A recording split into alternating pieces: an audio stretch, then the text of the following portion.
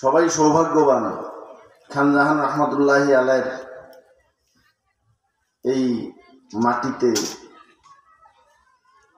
যেখানে এখনো পর্যন্ত খেলাফতের গন্ধ আসে, সেই মাটিতে বসবাস করে হতভাগ্য হব, ইট ইজ ইম্পসিবল। এটা অসম্ভব। হয়তোবা কেউ আগে আসবে, কেউ পরে আসবে, ঠিক কিনা বলেন? আবু বকর সে ইসলামের শুরুতে মুসলমান হয়েছে, আর আবু সুফিয়ান সে মক্কা বিজয়ের পরে মুসলমান হয়েছে। দুইজনই সাহাবী, দুইজনই জান্নাতি, দুইজনই নবীর আদর্শে আদর্শবান, কিন্তু দুইজন কি সমান? বলেন, কথা বলেন।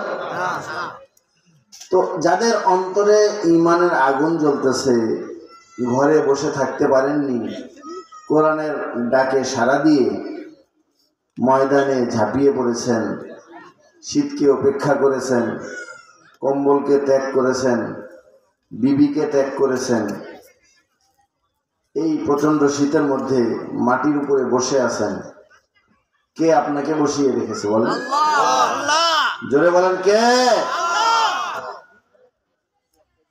আর আপনার ঈমানের জজবা, আপনার অন্তরে প্রজ্বলিত ঈমানের আগুন। তো এবার বলেন কেমন আছেন? আগের আওয়াজের চেয়ে একটু আওয়াজ বাড়ছে তো? আরো বাড়বে না হুজুর আপনার কথা শুনে। চুলার মধ্যে রাত্রে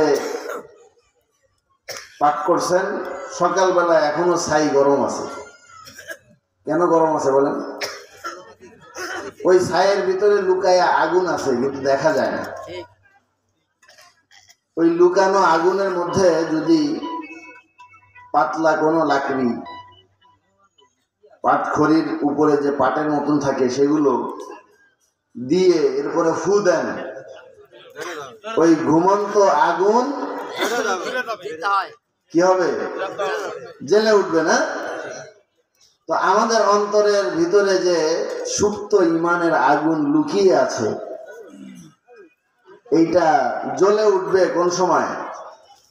যখন কোরআন হাদিসের আলোকে ফু দেওয়া হবে। তো আমি সেই চেষ্টাটা করতেছি, আশা করি আপনাদের অন্তরের মধ্যে সেই আগুন জ্বলে উঠবে। আল্লাহ